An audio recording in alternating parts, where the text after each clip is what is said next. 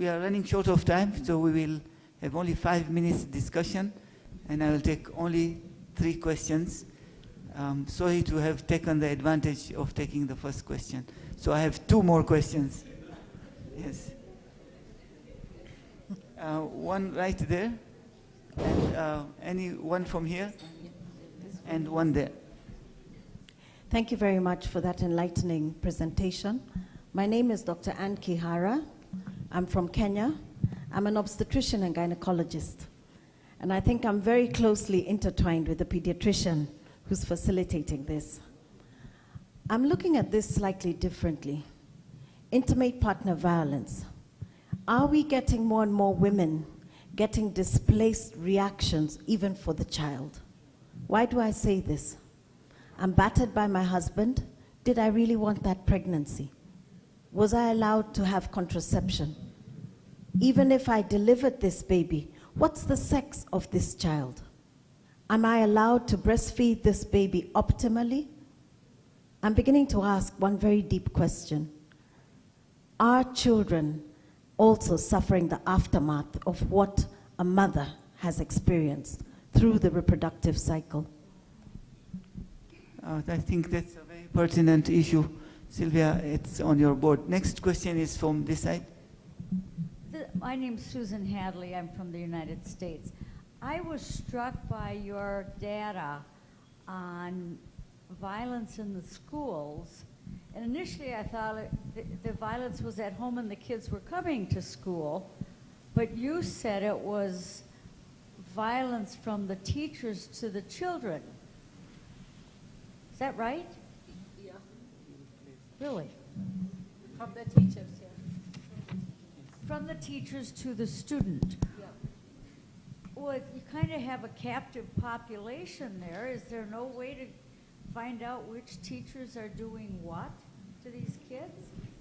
I mean, the teachers are there. Yes, I think now Sylvia is ready to answer those questions. We'll see if it goes well. I'll allow one more burning question right from the corner there. Okay, I will start with the one on the effect on brain of children. And actually there are already a lot of studies and research that show that in terms of the developing brain of a child, violence creates more stress, increases the cortisol hormone, which actually kills the neurons. And you can see this in children that really are exposed a lot to violence, physical violence, that they are beaten to learn better, but they end up of not learning at all. And so there are a lot of studies, not in Uganda, unfortunately, that show this relation between the toxic stress that violence against children and youth creates and what is happening in the brain in terms of mental, physical health and cognitive development. Now, of course, in developed countries where our children have a lot of time of sitting in front of TV or in front of a laptop and look up on these games and movies, it's another factor. It's something that also they are exposed to indirect violence. Maybe there is no violence towards them at home, but they see violence and they try to adopt the same behavior. On the teachers, yeah, I fully understand your reaction and saying what on earth is happening in schools in Uganda, and you are right. And I guess that despite the fact that Ministry of Education has clear guidance in promoting free of school violence and code of conduct for teachers, these things are happening. And with a very weak monitoring and reporting system, these cases come out either because they are published in newspaper or because they are reported through you report if you heard about, but we had cases where the same teacher has defined 6 girls in the same school. And I remember Minister of Gender going there, and also parents saying, yes, we know, but we don't have another teacher. It was a remote school. So what I'm trying to say that it's rather complicated. Seems like children are in school should be a safe space. There are clear guidelines of what is going to happen in school, but it's not happening. And I think that it's important also to say that it was, a bit of struggle for the Ministry of Education to publish that report under their name. Who mentioned about the VAC survey in Tanzania, that they needed 10 months before the data have been published. It's the same here. So I guess that the fact that Ministry of Education, this case, agrees to publish the data and recognize the problem is the first step towards starting to address it. This violence against children in school action plan that is under development now, it's also something that will definitely help in addressing such kind of issues. Thank you very much. In addition to that, if you allow me to answer the colleague, the obstetrician, who then throws the ball on my court after delivering. I think as she had earlier said, it's a continuum.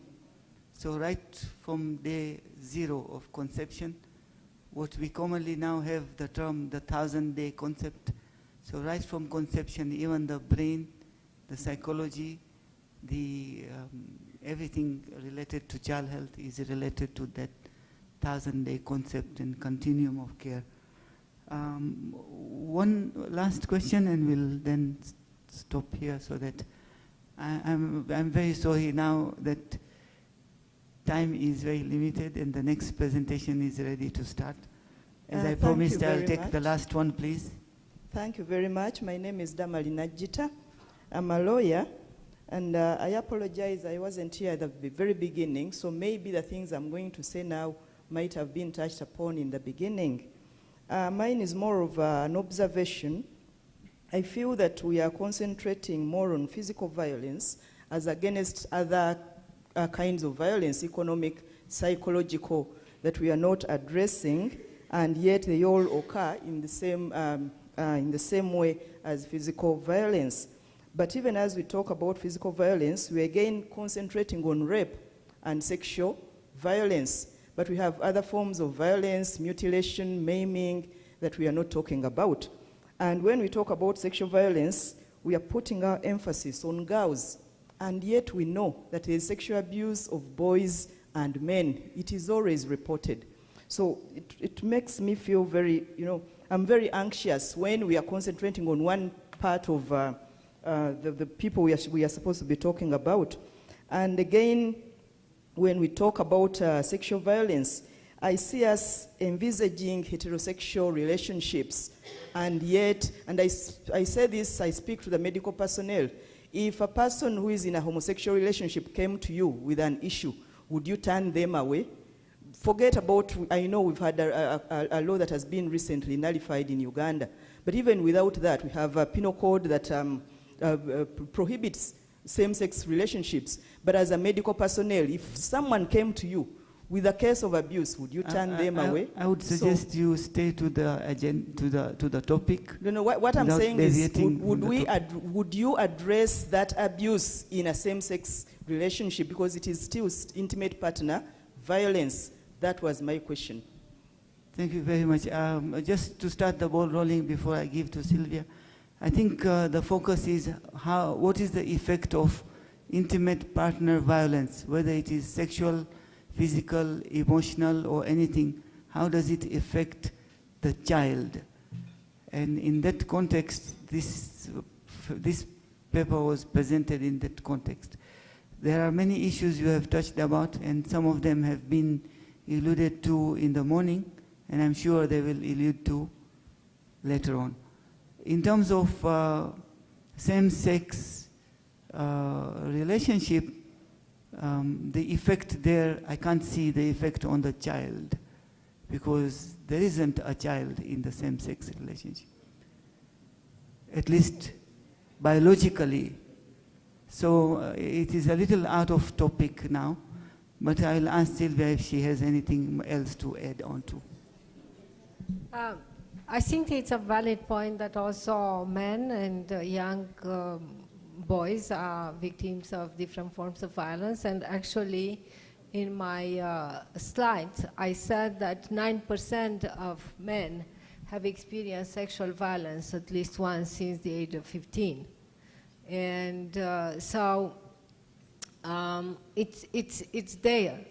But there is a bit of discrepancy between the prevalence of women being victims of different forms of violence, including sexual, physical, emotional, and the percentage of men that are, and boys from the age of 15 are victims of different forms of violence. Also, in terms of intimate partner violence, again, there are less men who are victims of violence from their wives than women that are victims of violence from their husbands. So I hope I wanted to make justice, and to also I noticed this in the official data. But to me, what this shows is that it's not only a women problem, also a men problem, and it's a society problem, which to me is such high prevalence of violence in society in Uganda. It's something that should be addressed at the whole society level. Thank you. Thank you very much for the attentive listening and participation. I learned this from Dr. Mbwambo. Take-home message.